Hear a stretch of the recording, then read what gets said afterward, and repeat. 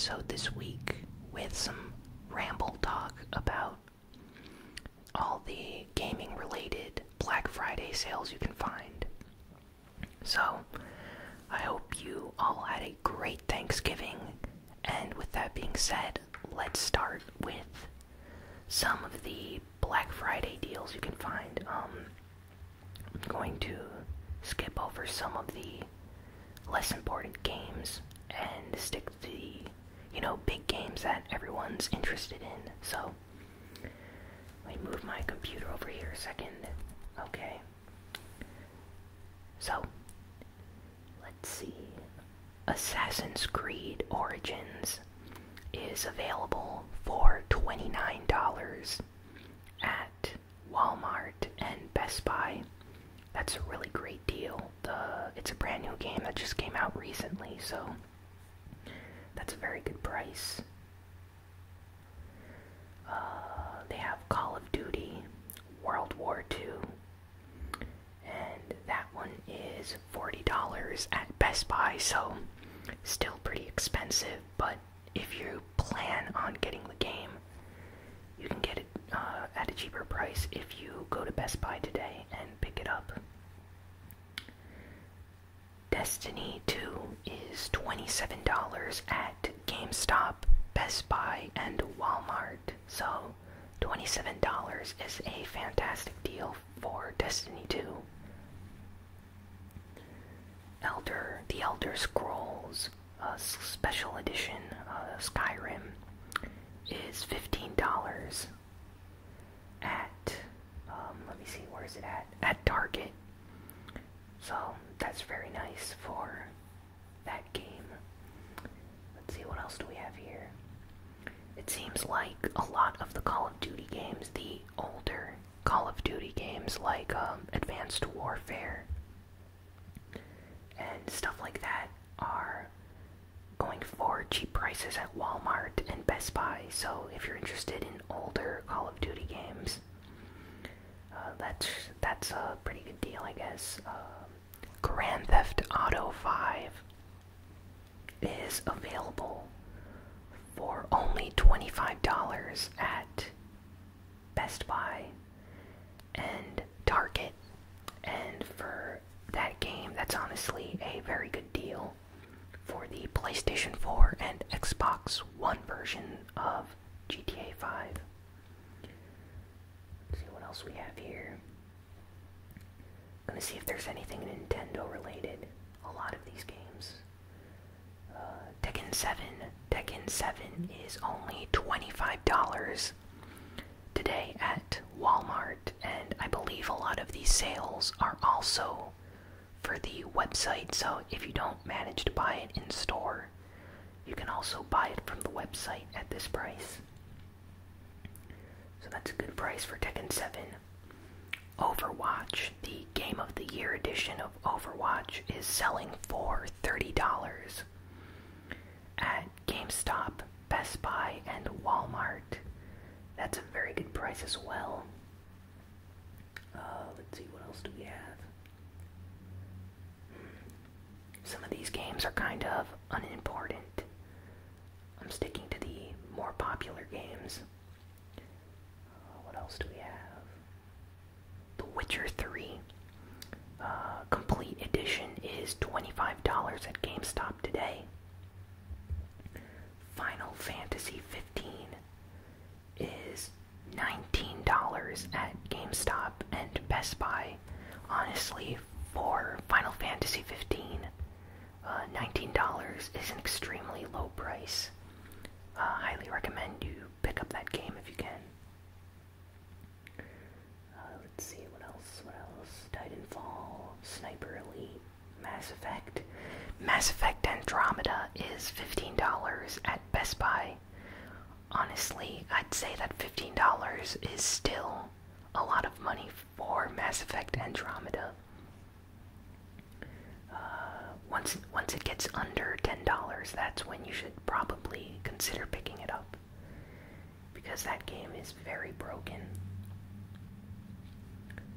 Let's see, Nintendo deals. Okay. So, 1-2 Switch is $25 at Best Buy. The Binding of Isaac Afterbirth Plus is $30 at Best Buy. So for $30 you can get it at Best Buy. That's honestly a decent price. Disgaea 5 for the Nintendo Switch is $20 at Best Buy. The Legend of Zelda Breath of the Wild is only $40 at Walmart. So if you haven't played The Legend of Zelda Breath of the Wild yet, I highly recommend picking it up at Walmart for $40. That's a great price for that game. And I think that's actually the first time that it's ever been that low. Nintendo does not usually drop their prices for their games fast like other game companies do. Minecraft Story Mode for the Nintendo Switch is available for $15 at Best Buy. Puyo Puyo Tetris is also $30 at Best Buy. Super Bomberman R, great Bomberman game by the way, is available for $25 at Best Buy. Honestly, it seems like a lot of these game sales are for Best Buy, and for good reason. They usually have amazing deals on video games for Black Friday and Cyber Monday. Let's take a look at the PlayStation 4 exclusives and sales for those games. Bloodborne is $15 for the PS4 if you buy it at Best Buy.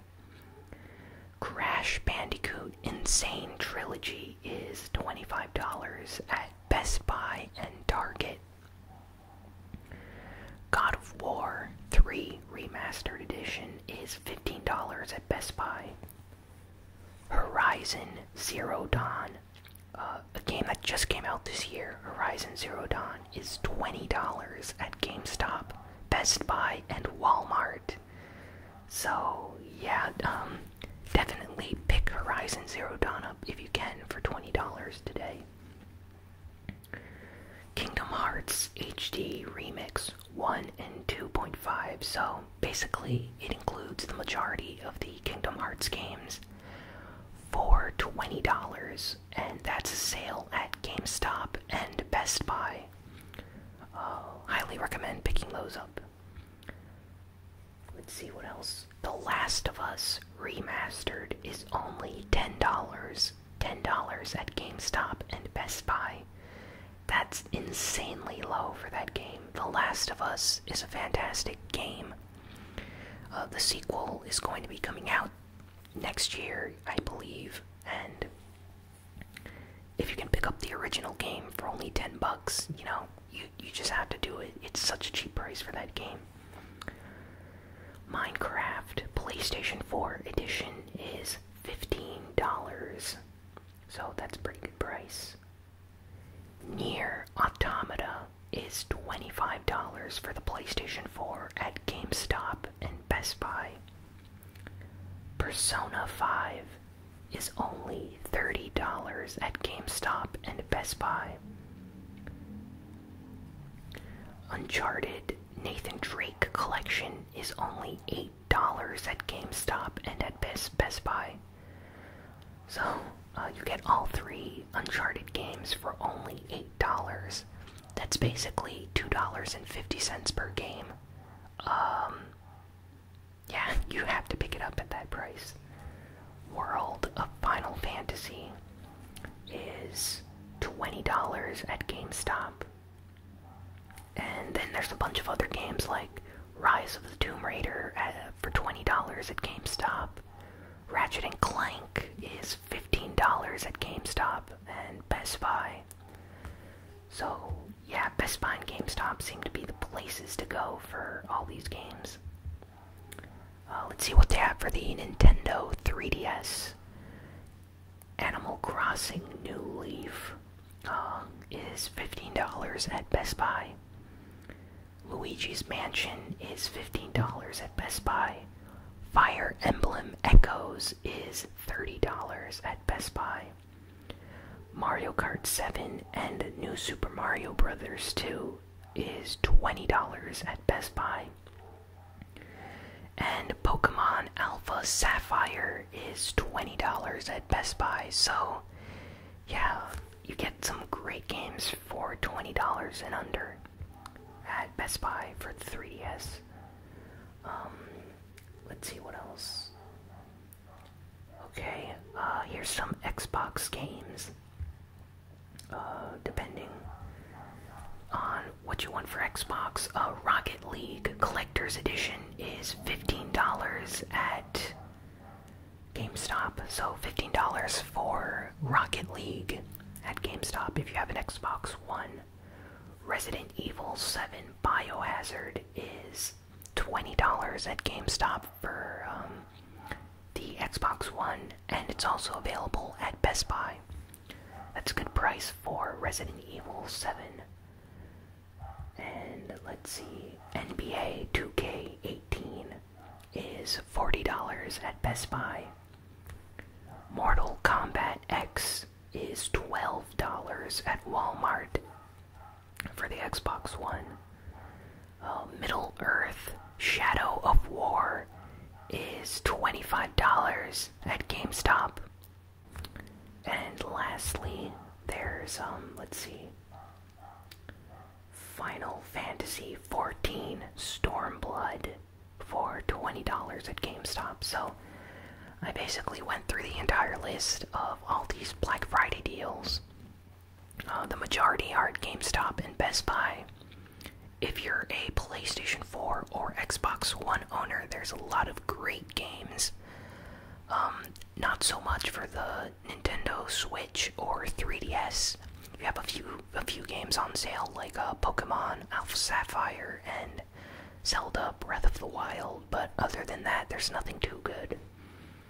But yeah, some amazing sales, fantastic ones. There's also a number of them available only on Amazon, like the PlayStation 4 Slim. 1 terabyte is $199 on Amazon today for Black Friday. So that's a really good deal. Let's see, what else do they have?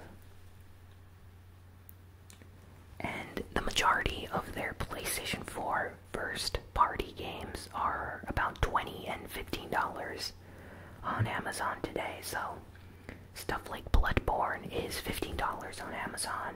Horizon Zero Dawn is $20 on Amazon. Final Fantasy 15 is $30 on Amazon, or $20 if you get the physical copy. Destiny 2 is $20 on Amazon. Yeah, Amazon has a lot of great deals today. Yakuza 0 is also $30 on Amazon. PlayStation VR is on sale too, by the way, but still pretty expensive. PlayStation Plus is on sale. 12-month membership on Amazon is $39.99, so that's a great price. And yeah, I think that covers it for the Black Friday sales for gaming-related stuff. So I hope you guys found that portion of this ASMR gaming news video relaxing. Now let's head over to the game news for the week. And I apologize for barking in the background. It seems like neighbors in the area are walking their dogs around my house, and it's a nice day outside, so they're just barking at each other constantly. So I hope that doesn't end up in the video too much, or in the audio recording. Okay, so if you guys remember, a while ago I talked about this fan-made game. Like, it was developed by just one person.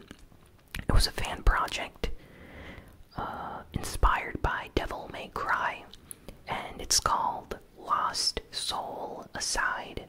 And just one Chinese guy was working on his computer and was developing this game. He posted a video of it online, Everyone thought it looked amazing. Sony, a few months later, gave him a deal. They hired him, gave him his own development studio to work with, and they're actually going to be releasing his game. And they're going to be showing it off at PlayStation Experience. So the upcoming PlayStation Experience event is going to have gameplay footage and a trailer for this game. So, very excited about that. SaGa has announced that Valkyria Chronicles 4 is coming to the Nintendo Switch, PlayStation 4, and Xbox One. So, it's coming out for every single console and gaming system right now.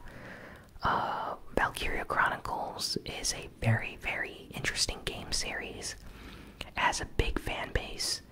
The games are really unique, interesting, lots of fun to play, so I'm very happy about this. If you've never played a Valkyria Chronicles game, I highly recommend checking out some gameplay footage from the first game on YouTube. And if you like what you see, maybe consider pre-ordering the game since it needs all the support it can get. Really good tactical kind of action slash RPG slash FPS shooter. It's very complicated to explain how this game is, but it feels like a mix between XCOM and a shooter with a lot of tactical strategy RPG elements, but it has story content like a Fire Emblem game, so it's a lot of fun. Let's see what else. Hideki Kamiya, a guy behind a lot of fantastic game series that works at Platinum Games, has recently come out and said that he would like to see a new Beautiful Joe game, a new Devil May Cry game, and that he would like to have a sort of Devil May Cry and Bayonetta crossover game. So basically he just has a lot of ideas, a lot of game concepts that he wants to do.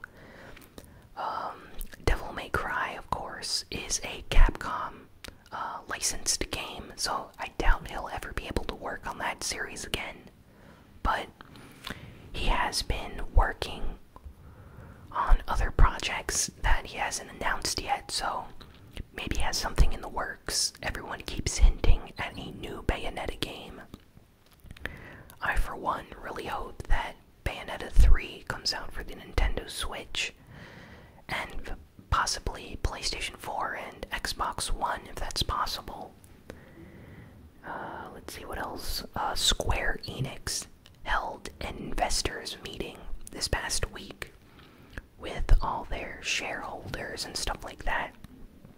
And basically, they discussed the future of the company and all the future projects they want to commence right now. And apparently, Square Enix is extremely open to the idea of creating Nintendo Switch games.